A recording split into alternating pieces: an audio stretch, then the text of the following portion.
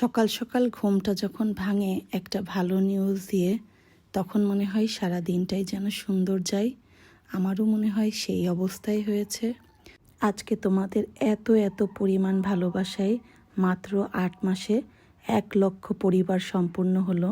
এটা আসলেই একটা অসম্ভব বিষয় ছিল আমার জন্য, কিন্তু তোমরা এত এত ভালোবাসা দিয়েছো, এটা আমার কাছে আর অসম্ভবই মনে হয়নি।